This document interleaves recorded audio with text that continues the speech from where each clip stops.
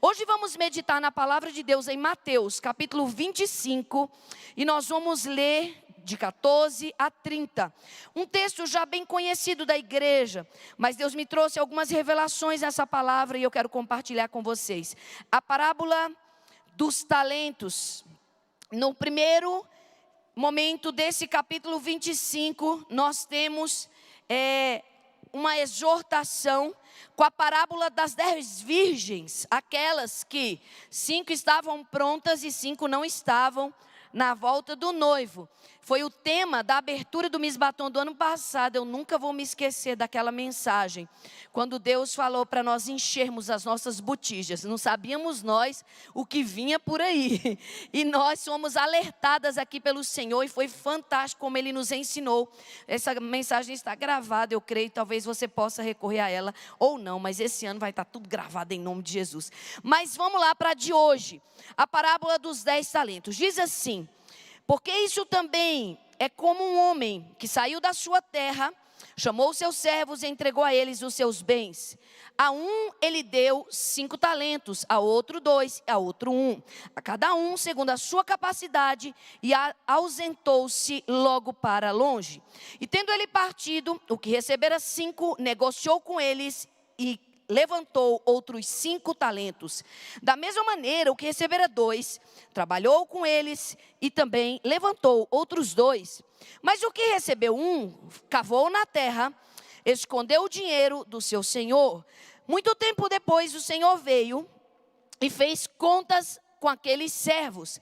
Então, ele se aproximou e perguntou ao de 5, você fez o quê? Ele disse, eu te trouxe 5 talentos, Senhor. Aqui estão aquilo que o Senhor me confiou e aquilo que eu levantei. E o Senhor lhe disse, muito bom, servo bom e fiel. Você foi fiel sobre o pouco, sobre o muito eu vou te colocar. Entra no gozo do teu Senhor. E chegando também o que tinha recebido 2 talentos, disse, Senhor, tu me destes 2 e eu ganhei outros 2. E o Senhor lhe disse, bem está, bom e servo, fiel é você. Sobre o pouco você foi fiel, sobre o muito eu te colocarei. Entra no gozo do teu Senhor. Mas também chegou aquele que tinha recebido 1 talento e disse, Senhor, eu te conheço, tu és duro, tu colhes onde não plantas, ajuntas onde não espalhaste. Eu tive medo de ti, escondi na terra o teu dinheiro e toma, te devolvo aqui o que é teu. Respondeu, porém, o Senhor e disse, mau e negligente servo, se você está dizendo que eu ceifo onde não semeio, ajunto onde não espalho, você devia pelo menos ter levado o meu dinheiro, colocado no banco, e quando eu viesse, receberia os juros. Toma o talento desse homem, dá o talento dele a quem já tem 10, porque quem tem, lhe será dado em abundância, mas quem não tem, até o que ele tem, vai ser tirado. Lança, pois, esse servo inútil nas trevas exteriores. Ali vai haver pranto e ranger de dentes. Feche os seus olhos.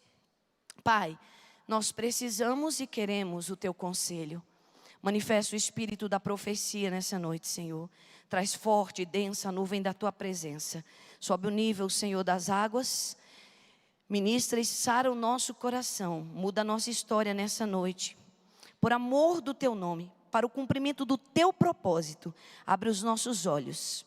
Nos permita ver o Senhor, nos permita ouvir o Senhor, nos permita obedecer ao Senhor.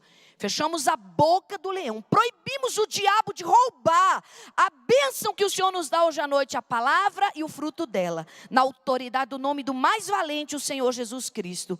Oramos te adorando e cremos em nome de Jesus, e o povo de Deus diga em casa e aqui, amém e amém. Vamos lá? Eu falei amém e amém. Vamos lá? O Espírito Santo falou 2 amém, você vai dizer um só? Fala amém e amém, não é? O que é que eu estou escondendo? E por que escondo? O que é que nós temos feito da oportunidade chamada vida? Os talentos nessa parábola representam muito mais do que valores monetários.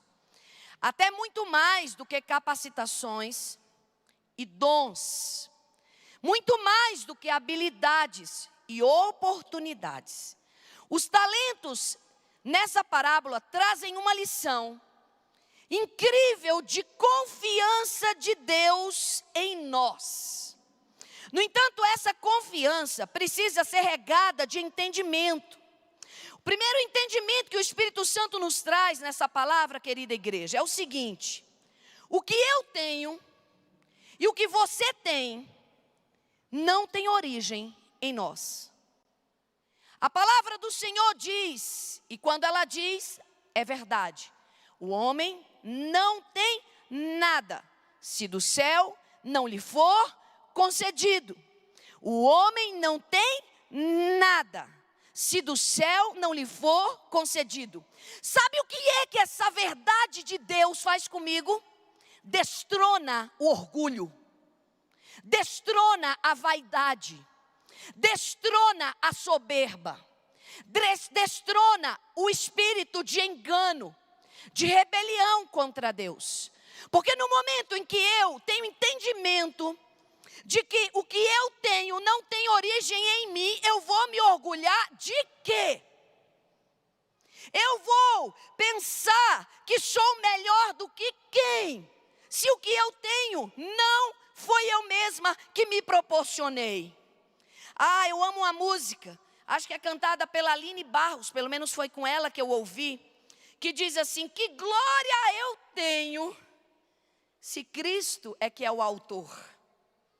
Veja, se eu tomar um livro e começar a pregar sobre esse livro, você logo vai perguntar: pastora, de onde vem esse conteúdo? Se eu disser para você que esse conteúdo é de alguém que não seja eu, você vai dizer: bom, então a senhora tomou conhecimento dessa pessoa e trouxe a nós, o que não é ilegítimo. É muito bom você repassar aquilo que você aprende. Mas eu não posso me orgulhar de um conteúdo que não é meu. Eu não posso me vangloriar de algo que não fui eu que fiz. Eu não posso tomar para mim uma honra que não é minha. Você não está vivo aqui hoje à noite porque o teu papai e a tua mãe decidiram ter você. Porque a Bíblia diz: é Deus que dá e tira a vida. É Ele que abre e fecha a madre. É Ele que abre a madre e faz nascer.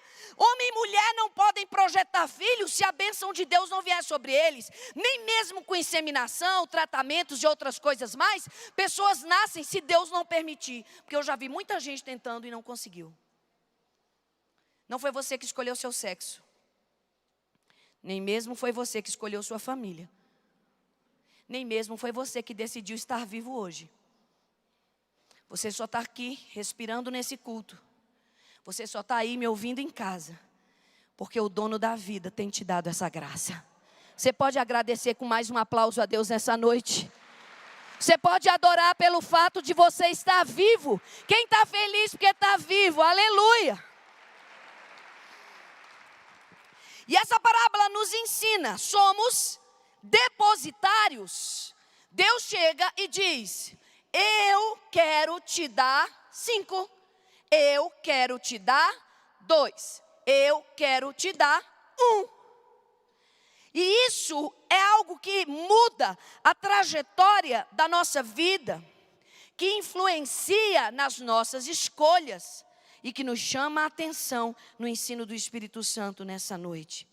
Nossa função, igreja, é administrar e zelar por tudo que Deus nos dá.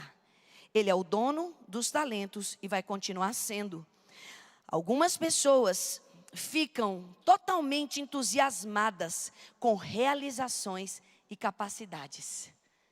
Essa semana eu tive uma experiência pessoal. Eu gosto de falar do que vivo.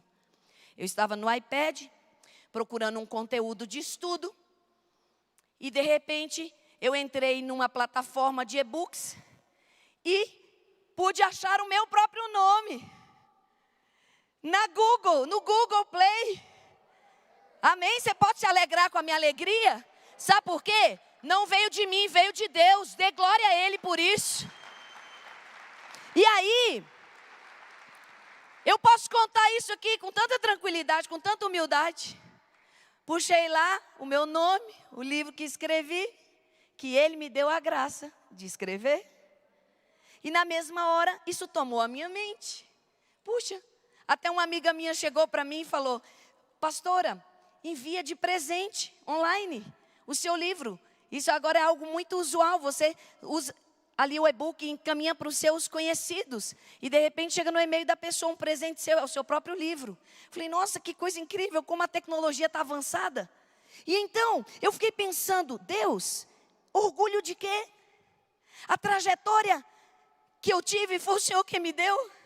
Por isso que a Bíblia diz, ensina-nos a contar os nossos dias, para que tenhamos corações sábios. Quando você sabe que a narrativa da tua história não foi você que conquistou, foi um Deus soberano que te guiou, que guardou você no momento de sufoco, que guardou você da enfermidade, que guardou você da morte prematura, que te deu alimento cotidiano, que sustentou a sua sanidade, quando muitos já o perderam.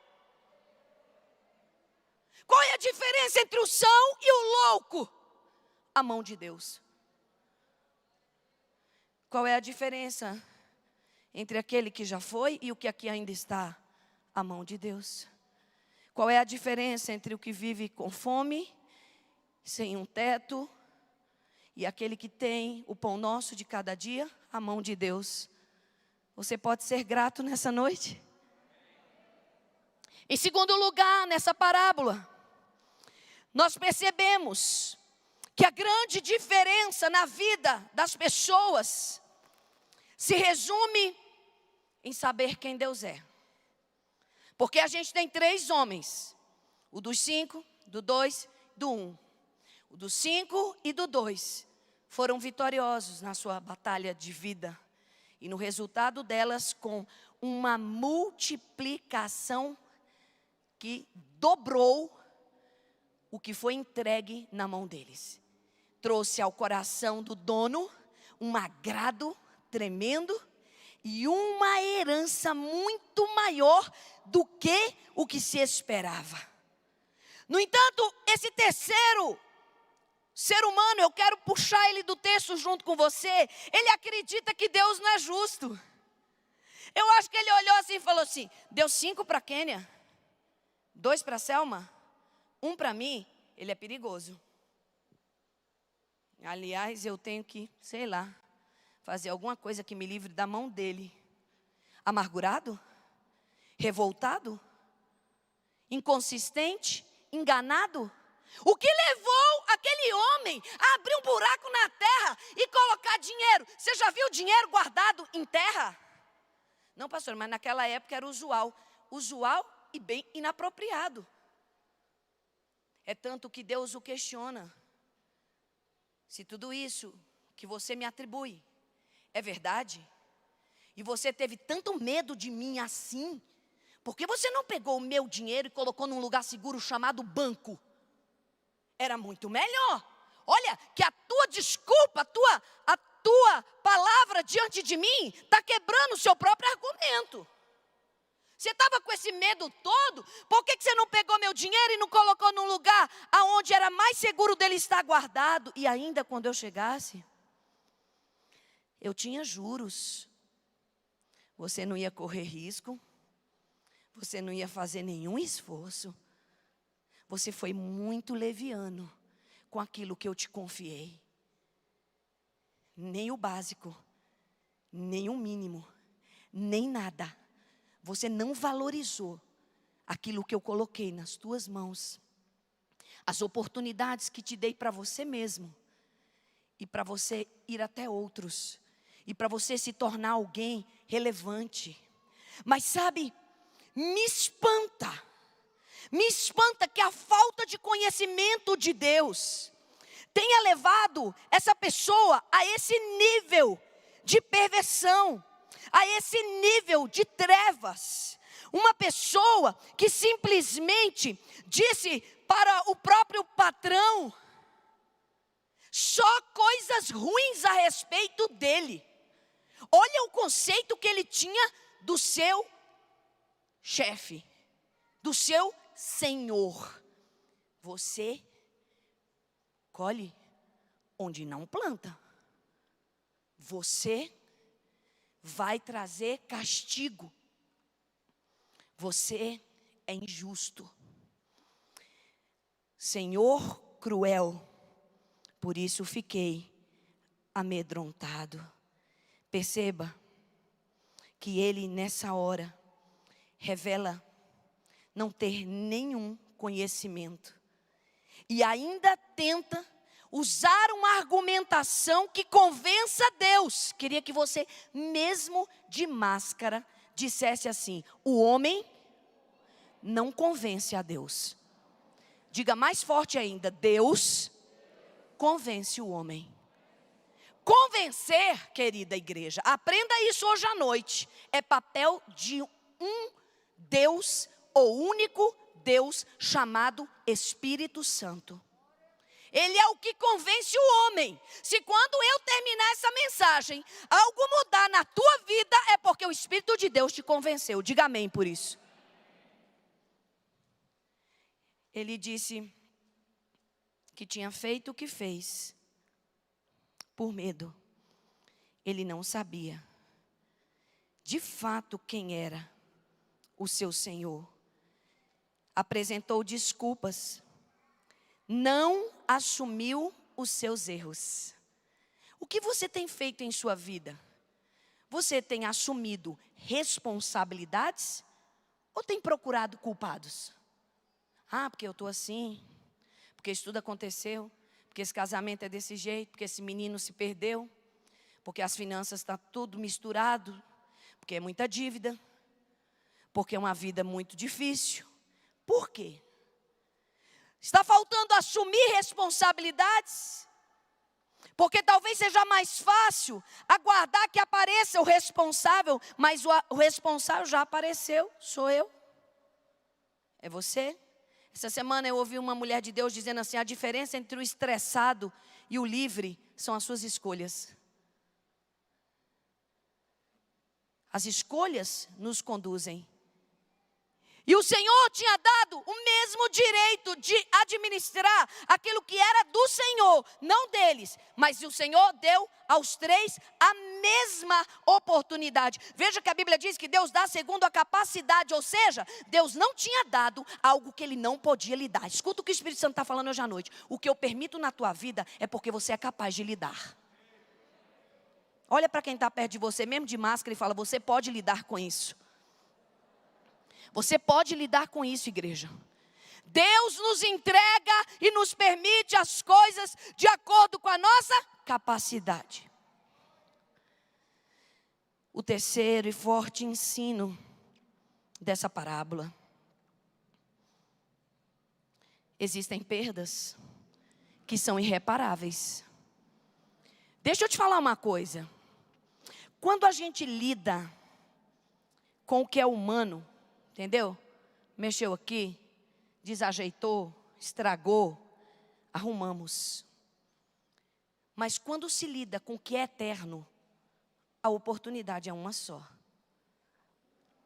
A Bíblia diz que depois da morte, escuta isso, você quase não tem ouvido pregação sobre isso.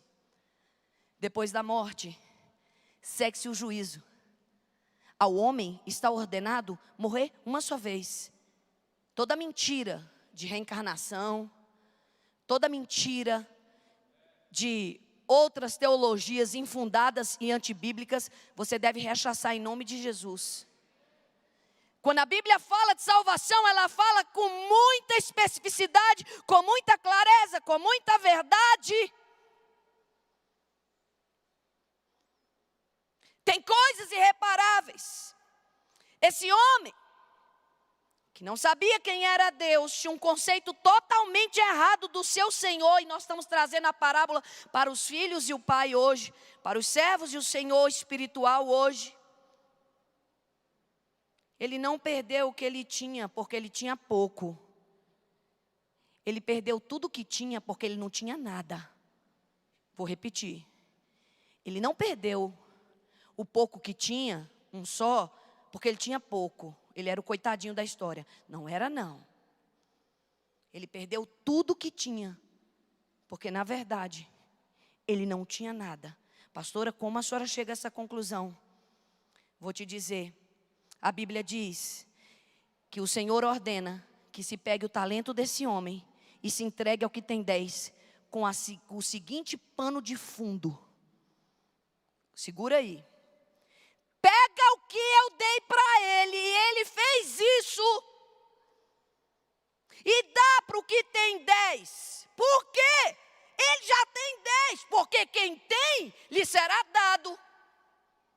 E quem não tem, até o que tem, lhe será tirado. Vou te explicar num bom e velho português. O que Deus está dizendo aí, pastora? Seguinte. Aquele que não tem, era como Deus o chamava, o homem que não tem. Até o que pensa que tem, vai ser tirado. Sabe qual foi o fim dele?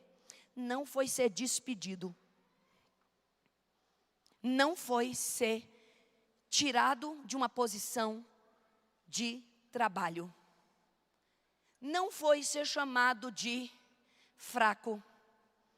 O pior que mais me choca nesse texto é que o fim desse homem é no inferno.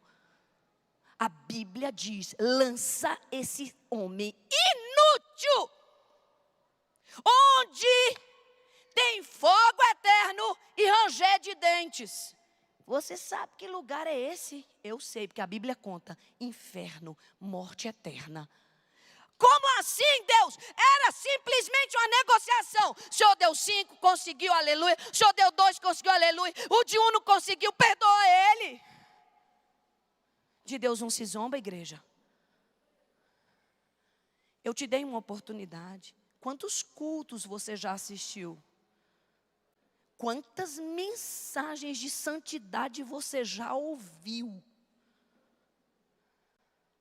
Quantos capítulos da Bíblia você já leu? Quantas orações já foram feitas por ti? Servo inútil.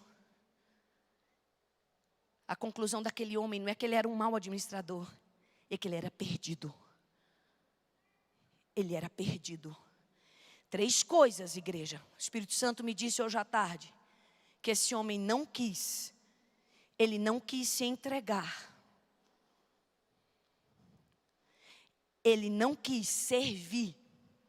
Porque cuidar de dinheiro dos outros e multiplicar é para quem tem coração liberto e mente sábia. Escuta isso.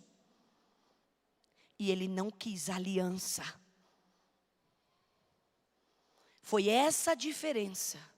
Ele não aceitou o governo de Deus sobre a sua vida. Não discerniu que o que ele tinha era de Deus que tinha sido dado. Não conheceu o Senhor.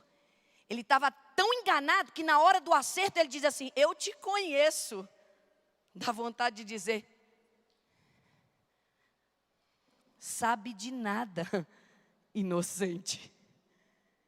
Ele disse: eu te conheço. Tem gente que às vezes chega para a gente e fala assim: oi, pastora Laudijane, eu te conheço.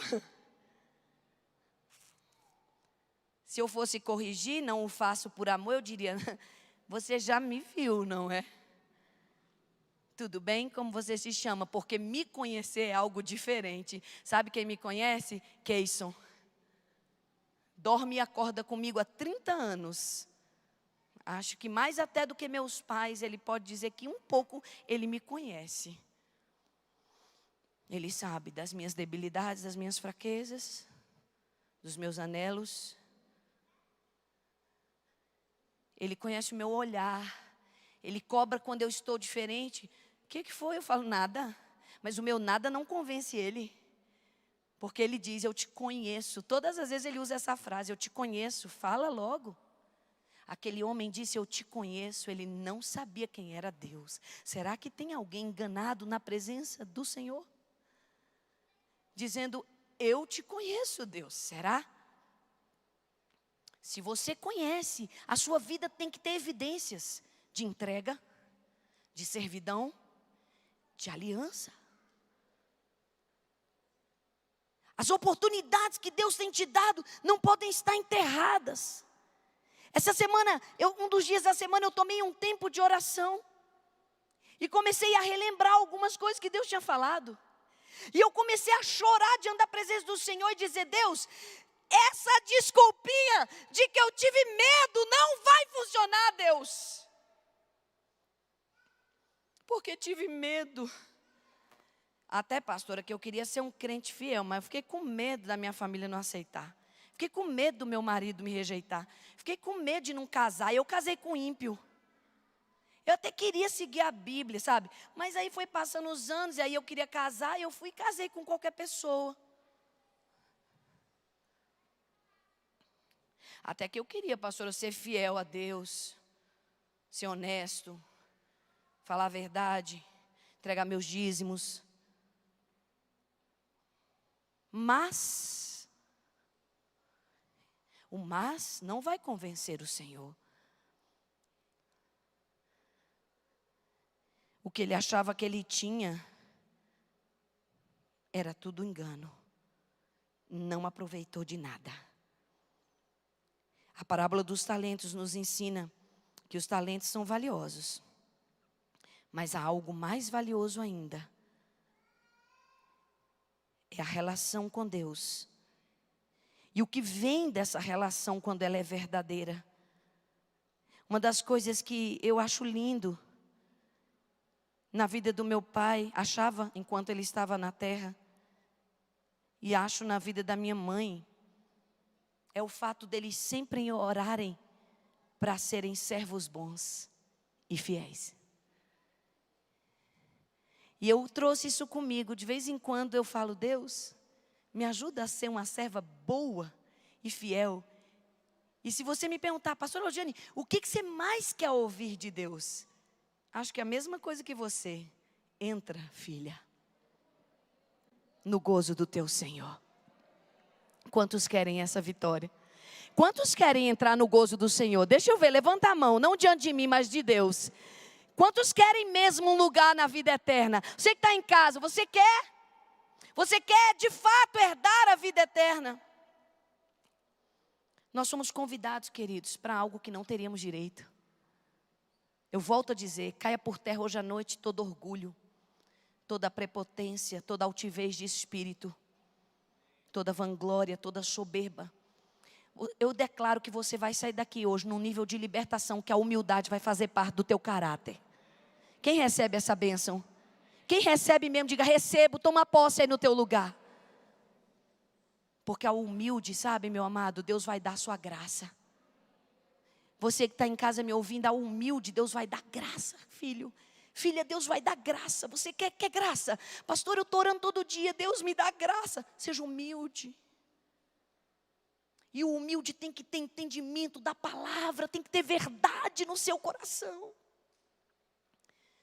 Deus nos deu muito mais, muito além. Eu acredito que aquele homem, infelizmente, ele só conseguia ver aquele momento. A Bíblia diz que olhos não viram, ouvidos não ouviram. Nunca penetrou no coração do homem o que Deus tem preparado para aqueles que o amam. Aqueles que são amados de Deus, tem algo muito grande reservado para você. Já pensou?